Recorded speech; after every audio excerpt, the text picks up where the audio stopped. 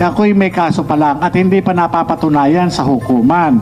Hindi kagaya po ang ating butihing senador ay na-convict na po. Ay, na-convict na po. Ay, Huwag mong pakikilaman yung kaso ko. Problema ko yun. Yung makaso mo ang ayusin mo.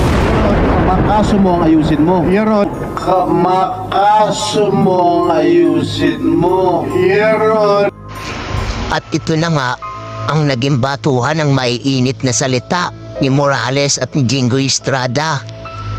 Ayon niya kay Jinggoy, bakit naman paniniwalaan ng Senado?